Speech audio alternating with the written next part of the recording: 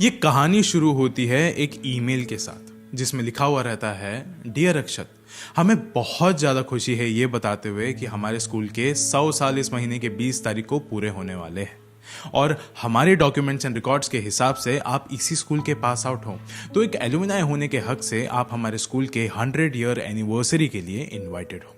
अक्षत ये पढ़कर बेहद खुश हो गया था।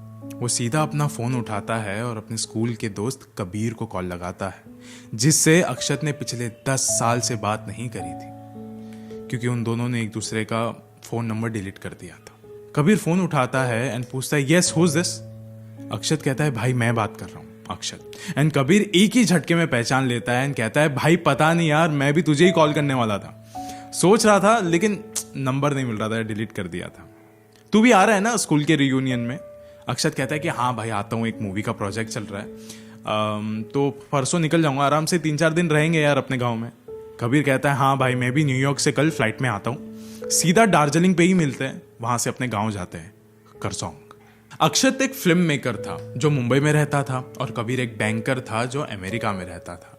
ये दोनों ही दार्जिलिंग में रहा करते थे और बचपन से किंडरगार्टन से कंप्लीट स्कूलिंग इन्होंने उसी डो हिल स्कूल में करी थी, जिसकी ये खौफनाक कहानी आज मैं आपको बताने वाला हूं।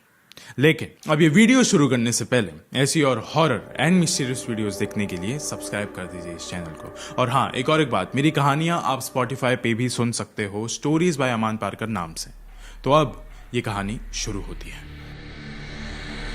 सुबह सुबह गाड़ी करसोंग डो हिल स्कूल के पास आके रुकती है एंड उसमें से अक्षत और कबीर बाहर निकलते हैं, डिक्की खोल के अपने बैग्स निकाल देते हैं एंड पहले वो अपने स्कूल के बाहर आके खड़े हो जाते हैं एंड बस अपने स्कूल को देखते ही रहते हैं।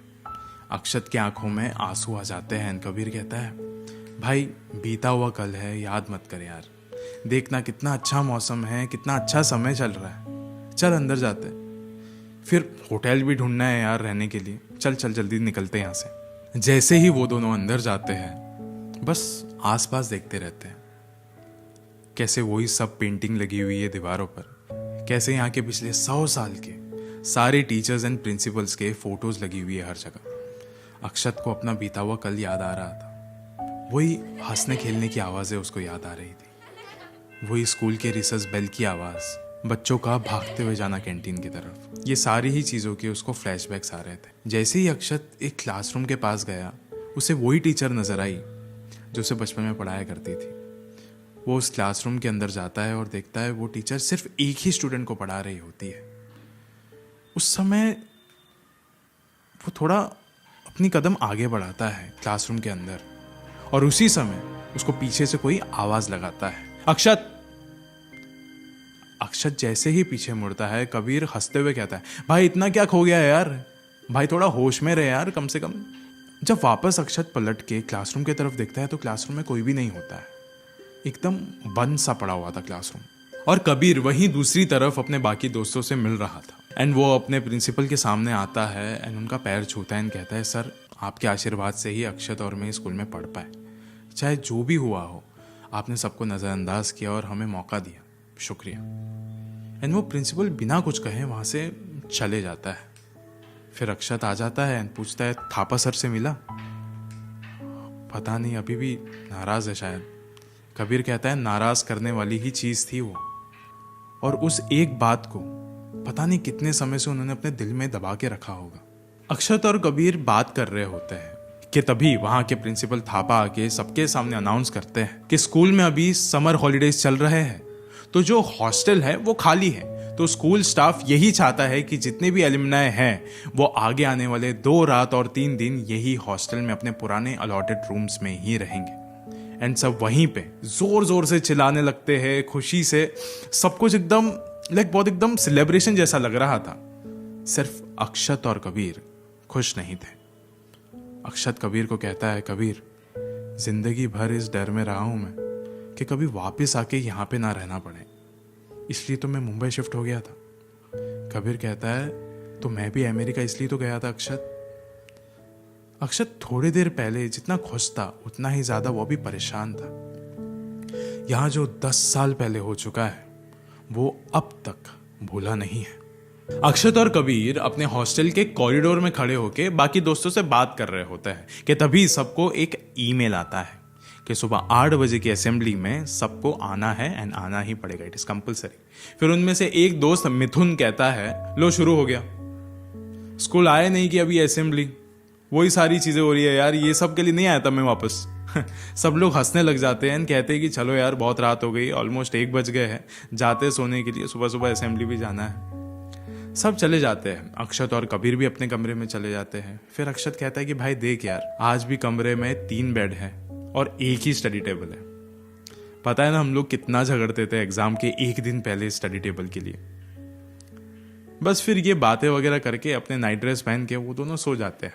अभी कुछ रात के 2:15 हो रहे थे रात के, और उस समय कबीर उठता है और अपने कमरे से बाहर निकलता है और वो बॉयज टॉयलेट में जाता है, एक लाइटर से सिगरेट जलाता है और बाथरूम के पॉट पे बैठ जाता है एंड बस सिगरेट पीता रहता है। तभी बाथरूम के बाहर से एक आवाज आती है, फिर कबीर को लगता है उसे वहम हुआ है। फिर दोबारा से आवाज आती है, फिर कबीर बोलता है कौन है? फिर दोबारा आवाज आती है, ये तुम हो ना अक्षत? ऐसा कबीर कहता है। फिर कुछ देर के लिए आवाज बंद हो जाती है, सिगरेट आधी बची हुई होती है। फिर भी कबीर में इतना भी दम नहीं था कि उस सिगरेट का एक कस भी वो मार सके, क्योंकि वो इतना ज्यादा घबरा चुका था। फिर वो फ्लश करता है एंड सिगरेट भी पॉट में डाल देता है एंड तभी वो एक चांस लेके पॉट पे खड़े होके बाहर देखता है कि कोई है तो नहीं, लेकिन हाश दरवाजे के बाहर कोई भी नहीं था। लेकिन फिर भी उसने एक चांस लिया। वो नीचे उतरता है और नीचे से भी दिखता है कि दरवाजे के बाहर किसी के पैर तो नजर नहीं आ रहे, कोई भी नहीं था, सिर्फ उसका वहम था। वो जैसे ही दरवाजा खोलता है उसके सामने एक मुर्दा खड़ा होता है। अक्षत अगली सुबह सुबह असेंबली हॉल में पहुंचता है एंड बाकी सबके साथ प्रेयर्स का हिस्सा बनता है। फिर उसका एक दोस्त यश पूछता है कि कबीर आया नहीं। फिर अक्षत कहता है कि पता नहीं यार, जब मैं सुबह सुबह उठा ये मुझे दिख ही नहीं रहा था, कहीं पे भी नहीं था। फिर असेंबली खत्म हो जाती है एंड अक्षत प्रिंसिपल थापा के पास जाके कहता है, कैसे हो सर, आपको मैं याद तो हूं ना? प्रिंसिपल कहता है कि तुम दोनों को मैं कैसे भूल सकता हूँ। बस इतना कह के वो निकल जाते हैं एंड तभी अक्षत अपने कुछ दोस्तों के साथ स्कूल के बाहर निकल जाता है एंड जैसे ही वो बाहर निकल रहा होता है उसका एक दोस्त यश सबको कहता है चलो वो जंगल वाले फुटबॉल ग्राउंड जाते हैं। सब थोड़ी देर के लिए चुप हो जाते हैं एंड अक्षत की आंखें एकदम बड़ी हो जाती है शौक से एंड अक्षत के चेहरे पर एकदम पसीना आ जाता है। गाइस मैं आप लोगों को पहले ही बता दूं कि करसोंग में 2 ऐसी जगहें हैं, एक तो डोहिल वाला स्कूल और स्कूल के पास वाला जंगल का एक खौफनाक रास्ता जिसे द डेथ रोड भी कहा जाता है, जहां रात को जाना सख्त मना है और अगर आप हॉस्टल में भी रह रहे हो तो रात के 7 बजे से पहले आपको हॉस्टल में वापस आना होगा। ये वहां की सच्ची बातें हैं गाइस। अब यही कुछ चीजें सबके दिमाग में थी, सब शॉक थे, पर अक्षत के चौंकने की वजह कुछ और ही थी। यश कहता है गाइस अभी तो वैसे भी सिर्फ 4 बज रहे हैं, कुछ नहीं होगा यार, बड़े हो गए हैं अब, चलो। फिर भी पीयर प्रेशर में आके सब मान जाते हैं एंड चले जाते हैं। अब यश के साथ जाने के लिए अक्षत भी मजबूर हो ही गया था। अब जैसे ही अक्षत उस खूबसूरत से जंगल के रास्ते पर कदम रखता है उसी समय उसके कंधे पे एक हाथ महसूस होता है। जब वो बगल में देखता है तो ये कबीर था जो कि हाँफ रहा था। फिर कबीर कहता है अरे इतने जल्दी में कहाँ जा रहे हो तुम लोग? फिर अक्षत कहता है अबे तू तब से था किधर यार, कब से ढूंढ रहा हूं तेरे को, सुबह में भी नहीं था तू। कबीर कहता है अरे क्या बताओ यार, क्या हुआ है रात को मेरे साथ, वैसे जा कहाँ रहे? फिर अक्षत कहता है भाई अपने स्कूल के पास वाले फुटबॉल ग्राउंड में। कबीर कहता है भाई इस समय 7 बजे से पहले नहीं आए तो पता है ना, 10 साल पुरानी बात लगता भूल गया है तू। अक्षत कहता है अरे चुप रहे ना यार भाई, मुझे पता है ये सब ऑलरेडी, लेकिन अपना डर तो कभी ना कभी तो मैं फेस करूंगा ना यार। कबीर कहता है मुझे क्या भाई, चल देख लेंगे जो होगा।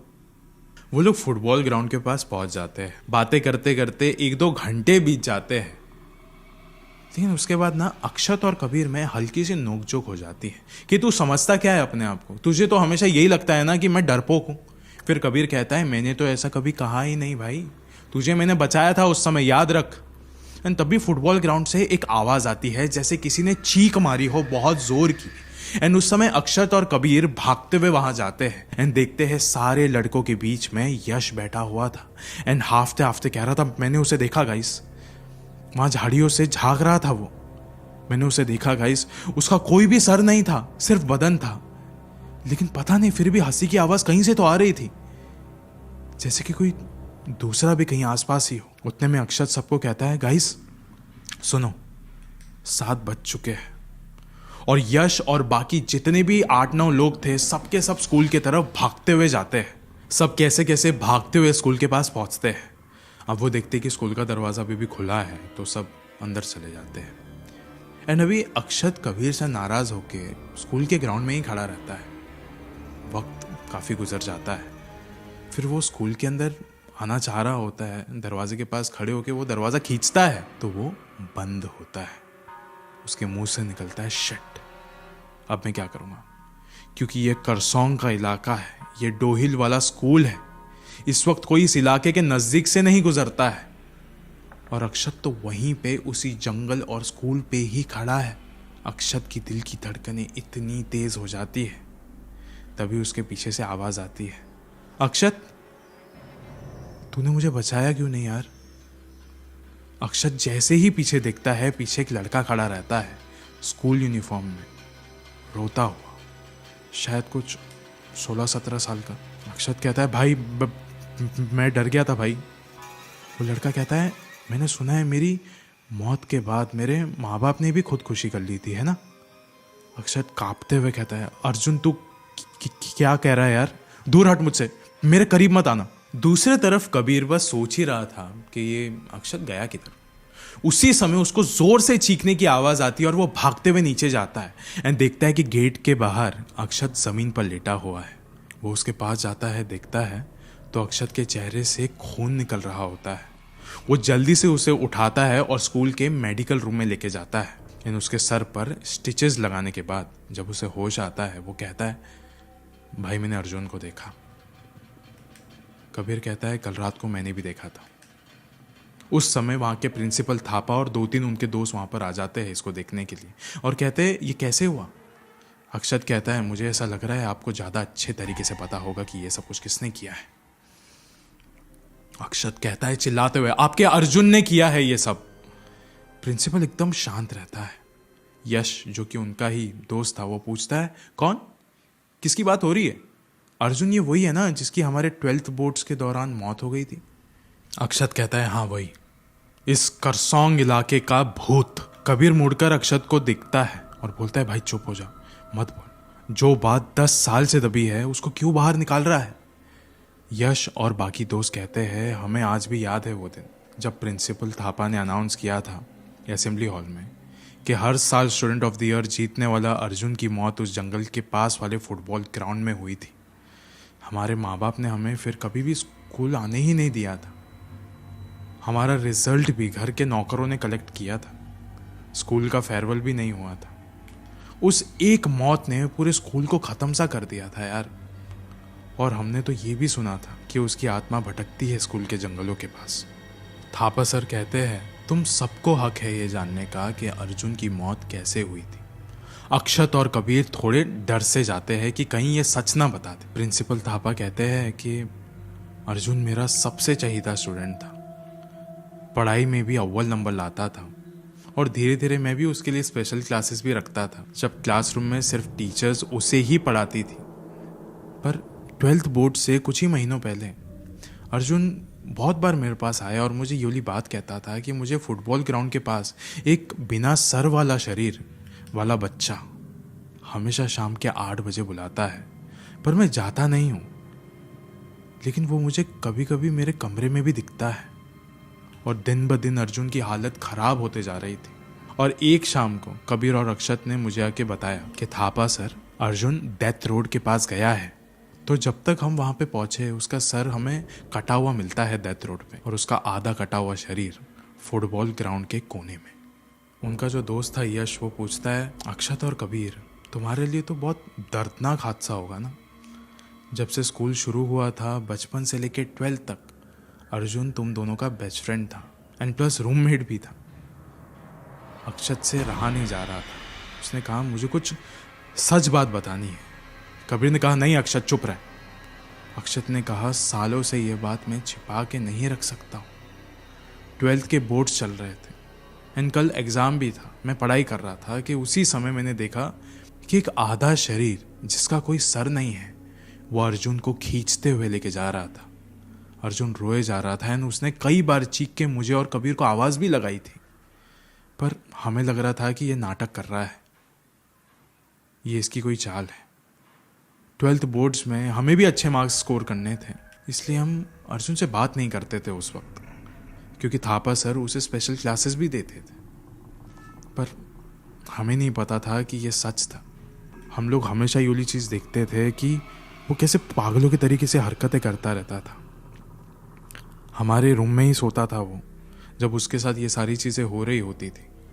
कांपता रहता था रात भर, फिर भी हम उसकी मदद नहीं करते थे क्योंकि हमको स्कोर करना था ना अच्छा। बखूबी हमने भी स्कोर किया अच्छा। लेकिन वो जो शाम थी उस वक्त हम ये सब कुछ भूल चुके थे। फिर खाते वक्त सिर्फ ऐसे ही कैजुअली जाके हमने थापा सर को बताया कि ऐसा कुछ तो हुआ है, तो वो स्कूल स्टाफ के साथ भागते हुए गए एंड फिर पता चला कि उसका भी सर काट दिया गया है। थापा सर रोते हुए कहते हैं कि डेथ रोड का रास्ता वहां से बहुत दूर है। अगर तुम उसी दिन उसी वक्त तुमने अगर मुझे बता दिया होता तो शायद आज अर्जुन जिंदा होता। अक्षत और कबीर अपना सर झुका के रखते हैं एंड एक्सेप्ट कर लेते हैं कि उनसे गलती हुई है। अगर उन्होंने कोई ऐसा बुरी ताकत का गुनाह देखा था तो फौरन बता देना चाहिए था। आज उनके सबसे करीबी दोस्त की जान नहीं जाती। अगले दिन सब एलुमिनाई घर जा रहे होते हैं एंड कोई भी अक्षत और कबीर को नहीं मिलता है एंड कबीर और अक्षत भी एक चेक थापा सर के हाथ में रखते हैं as a big school donation. And सारे दोस्त लोग बस उनको ना एकदम बहुत ही घिनौनी नज़र से दिखते हैं। एक तो आके कहता भी है यार तुम लोग से ये कभी उम्मीद नहीं करी थी हमने। हम तो सोचते थे कि तुम उसके सबसे चहीते दोस्त हो, क्योंकि अर्जुन ने तुम्हारे बारे में कभी कुछ गलत नहीं कहा था। वो तो तुमको सबसे अच्छा दोस्त मानता था। अभी वो सबसे ज़्यादा अच्छा स्कोर करता था, वो हर साल स्टूडेंट ऑफ द ईयर जीतता था, उसमें उसकी क्या गलती? और तुम जेलस हो गए उससे और उसको मरने के लिए ऐसे ही छोड़ दिए। लोग ये सब कुछ सुनकर गाड़ी में बैठ के निकल जाते हैं एंड वापस जाते जाते अक्षत और कबीर एक दूसरे को यही कहते हैं कि वादा करते हैं कभी भी एक दूसरे को मिलने की कोशिश नहीं करेंगे। और वो दोनों उसी वक्त अपने फ़ोन से एक दूसरे का नंबर भी डिलीट कर देते हैं। मैं जानता हूँ मेरी ऑडियंस बहुत ज़्यादा स्मार्ट है। डो हिल करसोंग का ये कौन सा वाला स्कूल है आप लोग मुझे कमेंट्स में आके बता ही दोगे। लेकिन मैंने करसोंग के डो हिल स्कूल के बारे में जितनी भी कहानियां सुनी हैं उसमें से ये कहानी सबसे ज़्यादा दिलचस्प और खौफनाक। अक्षत अपने काम के लिए मुंबई चला गया, कबीर अमेरिका चला गया, बचे तो फिर से प्रिंसिपल थापा ही अर्जुन की प्रेत आत्मा के इर्द गिर्द, जो कि हर कुछ दिनों में अर्जुन की आत्मा को तड़पता हुआ और रोता हुआ पाते हैं उसी जंगल में। इसकी असली कहानी भी यही है कि 100 साल पहले जब ये स्कूल की स्थापना हुई थी तब किसी तो क्रिमिनल ने किसी एक बच्चे के सर को धड़ से अलग कर दिया था और उस डेथ रोड के पास उसके सर को वहाँ पे फेंक दिया था। और तभी से आगे आने वाले 100 साल तक उस बच्चे की आत्मा दूसरे बच्चों को सताती है और उन्हें भी जान से मार देती है। आज इस वीडियो के अंत में मैं आपसे बस ये कहना चाहूँगा कि Kurseong jungle and Dow Hill School is a beautiful place but only till 7 PM। बाकी का वक्त वहाँ की आत्माओं के लिए ही बेहतर है। बाकी आप मेरी ऐसी कहानियाँ Spotify पे भी सुन सकते हो, स्टोरीज बाय अमान पारकर नाम से। शुक्रिया।